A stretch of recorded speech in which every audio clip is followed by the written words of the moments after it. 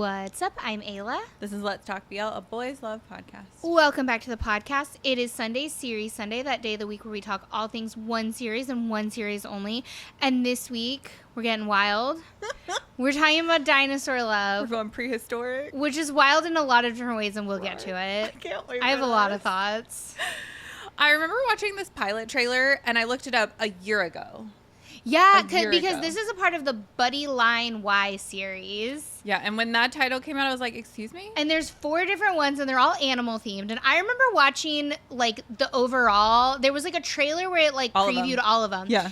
And I remember being like, wait, so, like, do they turn into animals? I was really confused. I remember being so confused. I was like, wait, is, like, what? And no, they just all have, like, animal names. Yeah. Like, the people in the show are just, like, there's a Sia and there's a Shalom, which is shark, right? Yeah. And obviously Sia is tiger, right? There's, like, Dino.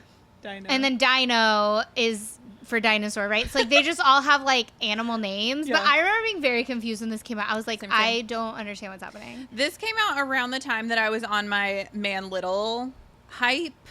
Because I, like, find these small random boys that I'm like, oh, my God, I'm obsessed with you for, like, a hot minute. Because, like, I watched some little sideshow. And then they were cast in this again. It was before I kind of knew about, like, the whole Ultimate Troop world. Because it was before Remember Me and before, like, kind of all that happened. And so, yeah, I remember this coming out and being like, what? And then Ja was also randomly in it. Right. Ja was supposed to be in this.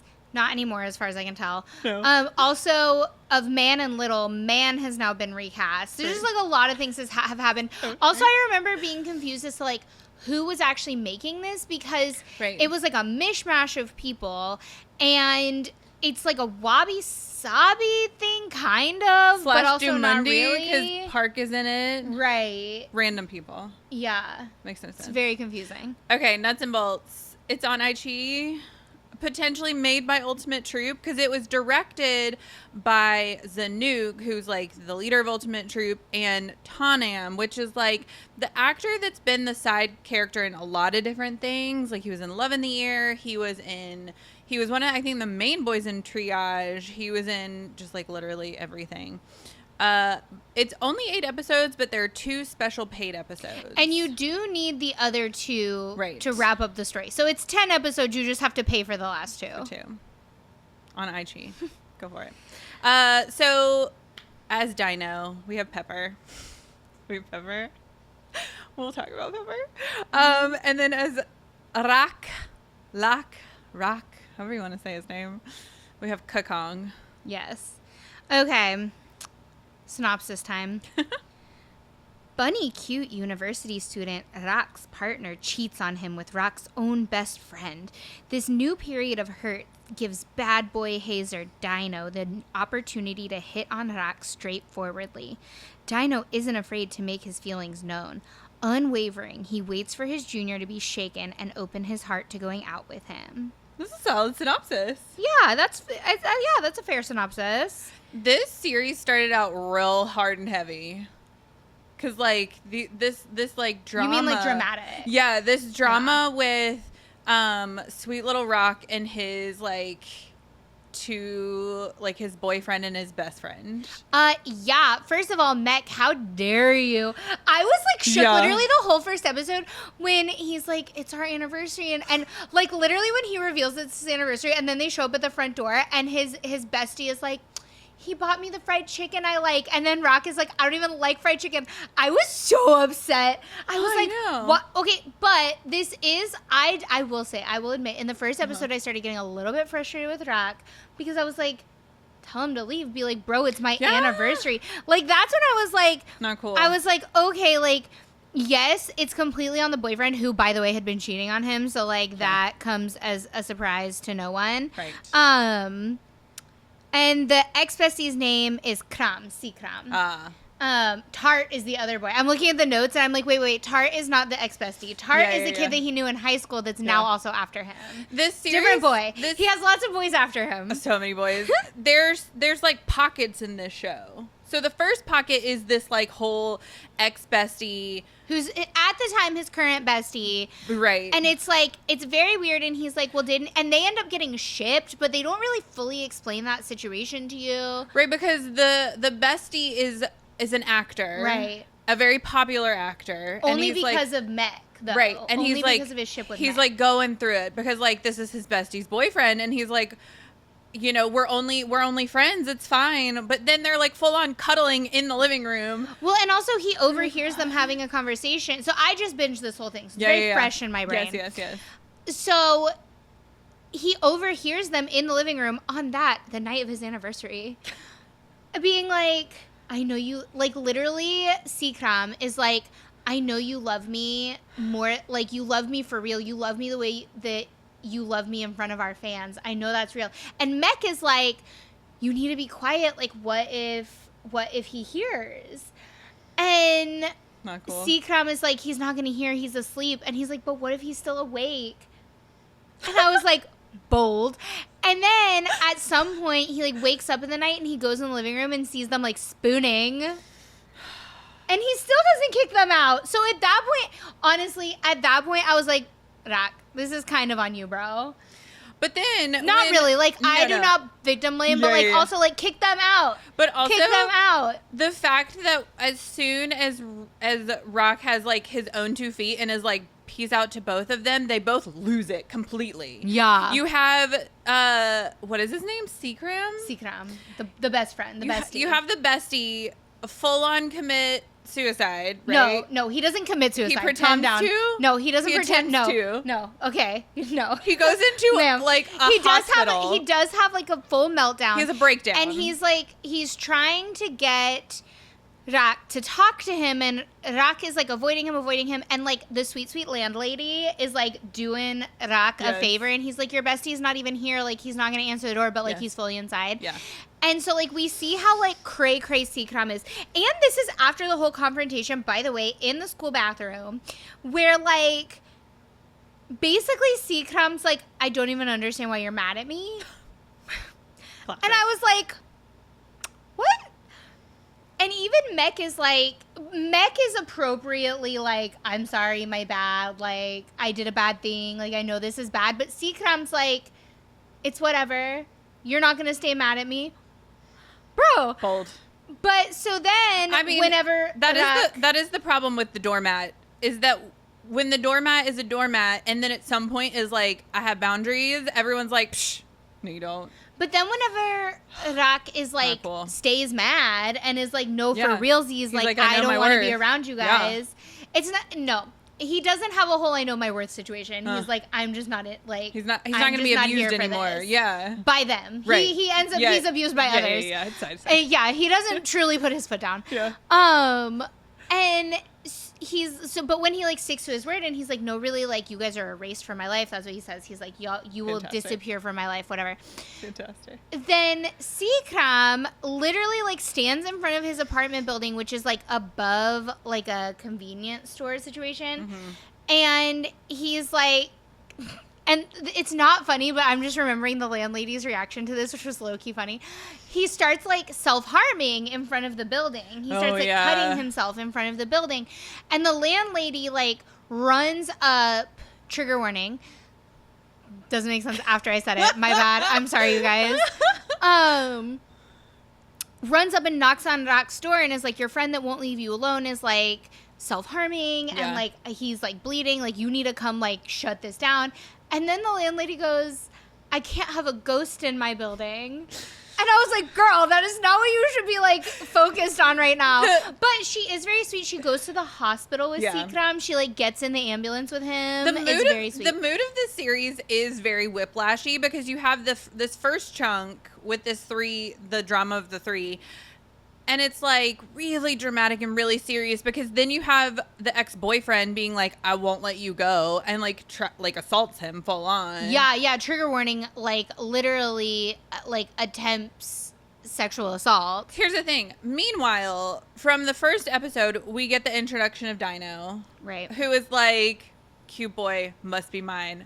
Will be there for this boy through thick and thin until he is mine. I will say mad respect to Dino because when they first meet, he's like running through the quad. Yes. And he bumps into Rak and Rak falls down. And this is like before the revelation that Mech has been cheating. Yes. And he falls down and he breaks his phone. And he's like, he hands him his phone and he's like, I saw your Facebook. I'll add you on Facebook so I can message you about compensation for your phone. Right. Because in Thailand, they're all about like the compensation. We don't Yes. get the police involved. We just pay each other money. Yes, yes. And I'm like, okay, like this is how he's gonna get it. And then he goes, I like you. Can I have your phone number? He full on says, like, chopter. Like, he full on is like, I like you. Can I have your phone number? And I was like, note taken. Mad respect. This is what I aspire to be in Thailand. I fully was like, okay, mad respect. He literally immediately looks at him and he's like, I like you. Love at first sight. Can I have your phone number? I get it. And then he adds him on Kakong is very Facebook. cute. Dino adds him on Facebook and truly immediately makes a fool of himself by recording a song of him like playing this song he's written called Love at First Sight. Fantastic. That he posts to all of Facebook. And then he messages Rak and he's like, you saw my song. Did you like it? It's about you. Like, doesn't even try and play it cool even a little bit. No chill. He's like, do you like it? It's about you. Their relationship is interesting because, like, while, yes, Dino is aggressive, he's pretty, like, steadfast for Rock through, like, all his hard times. I would say he's appropriately aggressive because after Dino, well, for some parts of it, I actually think that Dino is like pretty emotionally abusive, like not here for Dino and his whole dynamic in a relationship. But when he's pursuing him, I actually think he's like appropriately showing his feelings because when Dino saves Rak from Mech, when Mech is like busts in his house and he like runs out and escapes and he's like, right, like that whole situation. And Dino is like traumatized, rightly so, and is like sitting on the stairs, like kind of like holding his head. And Dino has just saved him. Right. And Dino is like, he goes over, like after he gets rid of Mech, he like, you know, beats Mech up, whatever. Goes over to Rak, and Rak is like, I want to date you. I'll be your boyfriend. Be my boyfriend. I want to date you. Right. And Dino says, no, you're only saying that because you're like going through something right now. Yeah. I don't want to be your boyfriend. I don't want this. Yeah. He's like, I don't want this to be the reason we're dating. He's like, I know you're only saying this as a trauma response. So like, I could still wait. And he tells him, he's like, I don't consider us like, he like flat out says that. And I was like, props. No. Yeah, I thought that scene was really well done because in that situation, Dino could have fully taken advantage, and he was like, "No, I like you." Yeah, he was like, "No, this is a trauma response. Like, I'm not helping." Like, he basically was like, "I'm not helping you just to get you to date me." He's like, "I'm helping you because it's the right thing to do." Right. And then is it the episode after that we get the introduction of the cute little jar with the stars? Where they go on like a date? I think it's 2 episodes later. Maybe it's the next episode. I binged it, so it's hard for me to like, it all runs together. Which I thought was like a sweet moment of like, Dino said he would wait for Rock to be ready. And like, this is a great way to do it. And we've seen this in a few different BLs, this like jar with the like This stars. was a Man Little thing. This happened in their episode of... Remember Me? No. That show where it was like a time travel show, and they were using like payphones. Oh, Close Friend? No. They were using payphones. They were using like payphones, and it's like a pen pal situation. They were writing like physical letters to each other, and they were like sending physical photos to each other. Yes. They were in Remember Me. I know they were in Remember Me, but it's not that. Hold on. This is going to drive me crazy. I can't think of what you're talking about. Yes, what else have they been in? Oh my gosh. Do I know? I know you've seen this, but I was like, do I know a show that you don't know? Because like that's, you know, a high achievement for me. Yeah. No. Hold on. I will find it. Okay, I can't believe you don't remember this. It's a retro show. Yeah, it's not time travel. It's just that they're back in the day. They're back in the time of like payphones, and they're writing physical letters to each other. It wasn't their storyline with like Jaw First and Title. No, it wasn't Remember Me. It didn't have anything to do with Remember Me. I cannot think. The yearbook? No, you didn't watch the yearbook. I did watch the yearbook, but it's not the yearbook because it was just an episode. Oh my god, why can't I think of what you're talking about? Oh my gosh. Wait, maybe it's not them. Who was it? Isn't it also a plot point? I could have sworn it was Man Little. And He's Coming to Me? Don't they have a jar of stars? Well, whatever. I'm going to stop talking about this because somebody scolded us the other day for talking about things that we didn't actually have the receipts for. But this is a great example because time and time again, we watch everything and we look at everything, but we are only two people, and that's why we have awesome listeners who fill in the blanks and like go to the comments and tell us what other shows you've seen this jar of stars. It must be someone else, but he literally goes and visits him on the bus, and he ends up leaving the jar of stars, and it's a whole thing. It's also in He's Coming to Me. They do a jar of stars and He's Coming to Me too. Oh my God. Anyways, the jar of stars I thought was really cute because then we end up in Chiang Mai. Yes, Chiang Mai. Where he has filled up the jar. Right, and then he presents and the jar. And then the full to him. tonguing begins. Oh we are going to take a moment to talk about this because here's the thing. I am dying to know. Go watch our Kong Pepper interview. We don't talk about this, but I do regret that I wasn't like, was this a character choice? Or is this how you really He feel? fully licks his face. Like, Dino fully licks Rock's face. Like, just like full on, I mean, Pepper has a very long tongue, but I'm very curious if this was it had to have been a character choice. because it continues throughout the whole thing. Do you think Zanuck was like, We're never safe. I know what the girlies want? Yeah, so he's like, the aggressive. girlies go wild for the tongue. I don't know, maybe. Or do you think Pepper saw the whole tongue situation? Because there were multiple tongue situations in Love in the Air, and he was like, note. Maybe. I genuinely don't know. So many questions. But the best way I can describe it is, oh no. have you ever seen a video of a giraffe trying to get the food out of the car in one of those like drive-through safari things? That's literally what this looks like. Listen, their NC scenes weren't that bad. They were actually really good. They were sweet. There was some weird dialogue in it. There's some daddy moments. There's some like, I'll be your good boy. No. It's not a I'll be your good. I'm traumatized from this. This gives me PTSD. No, what he says is, are you a good boy? And Rax says yes. And he says, I like to reward good boys. And then what was the other? God, what was the one at the end? There was like in the second to last episode, there was another one that was like a bit much that I was like, I feel like what would be so funny and so like just like out of left field for LTBL in a little bit, not really out of left field because like you guys know that I love the spice and Ayla clutches her pearls, would be for us to do like our top 5 favorite NC scenes. But would we do it for like Halloween? I don't know why is it scary for you? Because it needs to be, I feel like, around a holiday of some sort. We need an occasion to do it. Maybe like Valentine's Day next year. I love that. But yeah, the NC scenes were so aggressive and so funny. And like, I feel like Rock holds his own. He's not completely devoured, because that's the problem with a lot of NC scenes where one character's aggressive. The other one just seems like he's being like passively devoured by the person. Rock initiates the first time. Yeah. Well, so Which I initially appreciate. when they're in Chiang Mai, he's like, I'm not ready for this. And Dino's like, okay, cool. Yeah. And then when he's like ready, he initiates the... I do appreciate that. That seems to become more common in BLs where one character's like, I want to wait. And the other character's like, I will wait for you.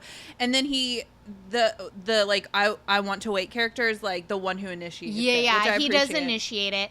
Another one that was I literally like had an outburst is when he rips the shirt. Ew, when he drops the food. Second to last episode. It's in the second to last episode. When he spills the like he's cream?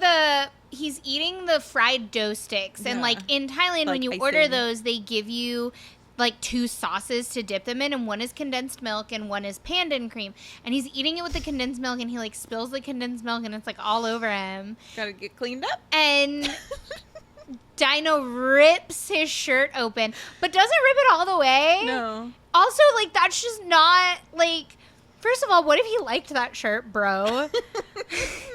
First of all. Second of all, that's like just like for my personal taste, a bit too aggressive. Yeah, that was. I don't enjoy the food. I literally like and then he literally, again, the point of like him literally, he literally licks him clean like a dog. It is like, it is too much. Like, it's seriously, it's like how when you have like food crumbs on your hand and your dog like won't stop licking you. Like, that fully is like what the situation looked like.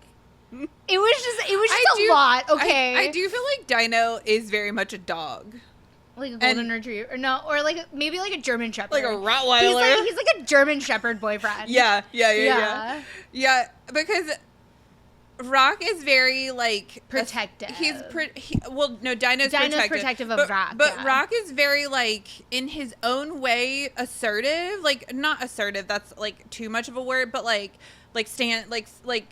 he is steadfast, right? Like he doesn't let Dino, right? Like he's like, I'm not ready for this. He's like, well, and he does tell Dino whenever Dino like freaks out over Tart, he's like, bro, you need to calm down. Yeah, he's like, I don't like that this is happening. Yeah. He's very much like, be cool, bro.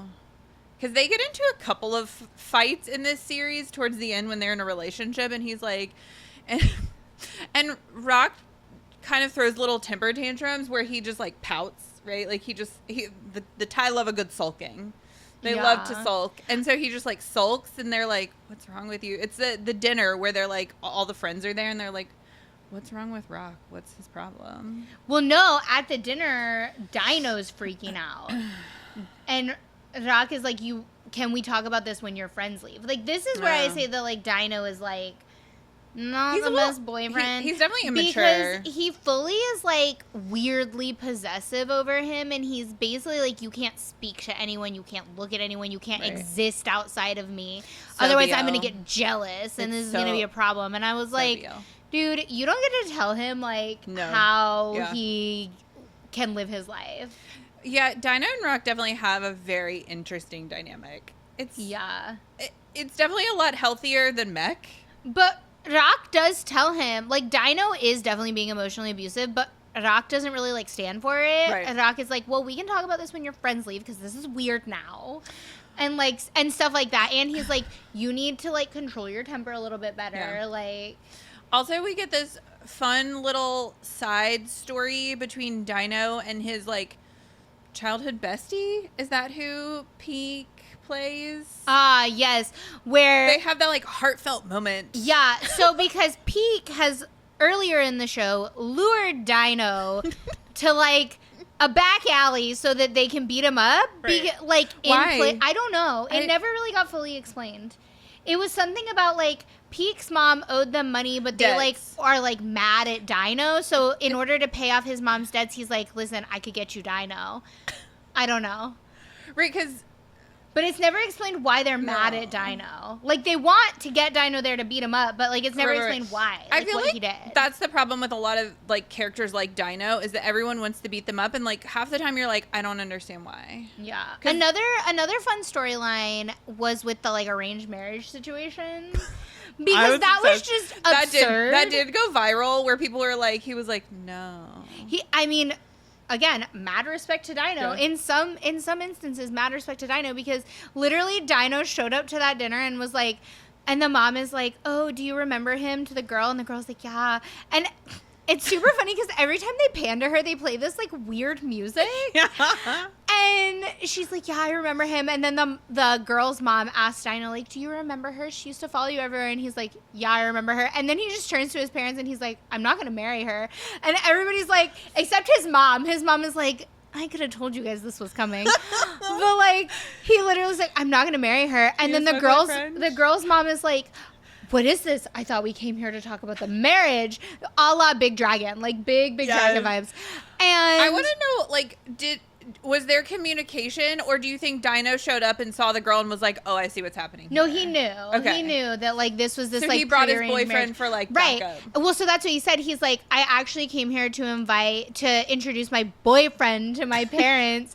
And, like, fantastic. His mom is really cute. She, like, whispers to him. She's like, take good care of my son-in-law. Yeah. Like, his mom is super into it. Like, his mom is really cute. I mean, yeah, her son-in-law is an But it was such like a one-off thing, because you see it happen once. It's not introduced before that scene that there's this going on, and then they mention it one other time afterwards, and that's it.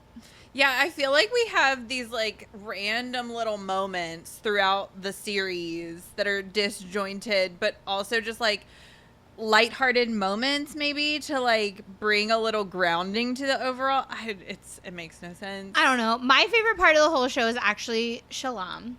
I'm obsessed with Shalom. When he dyes his hair and Rak can't get over it. He's like, oh my God, he looks so good. And then Dino goes full red. He's like, let me spray my hair with like red dye. Well, and Dino is so upset about it. And it's like, and okay, this was the other part where I was like, he needs to calm down. So Shalom and Rak were like roommates basically. Yeah. And Shalom clearly is like on the spectrum. And Shalom is like, right, he just wants his omelet, and he's very like deadpan. Like he taught, like I love him. I'm obsessed with him. And he tells, at some point they're like out somewhere, and he's like, I don't like this omelet. This omelet doesn't taste good. This is not the omelet that I want to eat. I don't want this omelet. Bad omelet. And he just keeps saying like, Rak's omelet is better. Rak's omelet is better. And Rak is like, well, I'll make you an omelet. Because, like, they're friends. They're roommate. They're friends. Like, I know a couple, like, some of my friends, like, there's some stuff that, like, I make that they really like. And I'm like, oh, yeah, like, I'll make that for you because I know you really like it. Like, I know. And, like, it makes me feel good to know that, like, my friends, like something specific that I make. Or, like, my family, whatever. And so, like, it's no big deal. Rak is like, of course I'll make you an omelet. Like, you're my friend. I mean, but the tie. Dino freaks out. Like, he loses it. And he gets really aggressive with Shalom. And everybody at the table is like, bro. Be cool. Like, anyways, I'm obsessed with Shalom. I love him. I love that he has like a little boyfriend moment, and it's Little. Yeah. Little is the boyfriend, but we don't meet him yet because like their buddy line story is coming. Hopefully, I hope more of these get made. Honestly, here's what I'll say about the show. I was on this train and I was like, Ayla, you have to watch this. It's insane. I think you'll really like it because to me it was like Sodas but made now. I feel like it's like if Sodas and End of Love had a baby and they made it in 2023. Like that's what it feels like to me. Oh, the first End of Love. Like End of Love, not Love Mechanics. Not Love Mechanics. Yeah. End of Love. Yeah, that makes Yeah. sense. Oh, I see that. Yeah, it's like if Sodas and End of Love, like the. So you liked it? You didn't hate it? I don't think that a word exists to explain how I feel about the show. What I will say about the show is that like. You didn't feel like you wasted your time? What is the spectrum? Here's what we need. We need a scale. This is how we need to like rate each show of like I'd watch it again, or I wasted my time, or it was a show that I watched, or it was like I don't know. This one's hard because it's not just like a show I watched. Like I have definite opinions about it. There were parts of it I enjoyed. I don't know that I would rewatch it because I don't know. Like it's 10 hours of my life. Yeah. It was better than you expected, I'm assuming. Yes. And it was cute. And I think it's worth a watch 100% because really it's like fun. It's very well made. You're not having to like power through. The pacing is good. It is good. I genuinely like I don't know like is this on my like must watch list? No. I don't think so. But also like maybe I don't know. Like I have very conflicting feelings about this show because like I just don't know how I feel about this show. I really don't. But like I had fun watching it. Right. I think that's what it is because like here's the thing, and we're getting to this place in BL where we're getting really quality shows. We're not just having to watch everything because it is BL related. You get to be a little picky about what you watch. And so it's nice when like some shows are not groundbreaking. They're just a fun watch. Yeah. And you're like, I enjoy my life when I watch this show, and like it's not changing lives. It's not whatever, but like I'd tell people to watch it. Like I had fun watching it. That's what I can say about the shows. I had fun watching it. It was a roller coaster. And talking about the pacing, you do get something different kind of throughout. Like you get heavy rock stuff, and then you get this whole Dino moment where he's having like his heart to heart with his childhood bestie, but also he's getting beat up in an alleyway, and then you have the sweet little like romantic storyline, sweet in quotes I guess, and then you have like this group of friends, but then you have like the soda stuff and like and I love the landlady. There's a lot. I had fun watching it. That's what I will say about this show is I had fun watching it. It makes my heart so happy. Yeah, I'd recommend people watch it. Yeah. We have merch. We do. Buy our merch. You also can sign up to be on the wait list for our Thailand trip in 2024. It is fully sold out. Thank you, by the way, to everybody. The trip sold out in 3 days. We were completely blown away. That's wild. But just in case a spot shows up, you can actually still sign up to be on the wait list. This is also a really good indication for the company that we're working with to put this on that we should host another trip. So being on the wait list not only will give you the chance to reserve a spot if one opens up, if somebody has to cancel for like, you know, an emergency. Also, it will give us a better chance of being able to host another one, so there'll be another opportunity to go. So, details for both of those are in the description. This has been Let's Talk BL. Don't forget to like, subscribe, and follow all things Let's Talk BL at Let's Talk BL.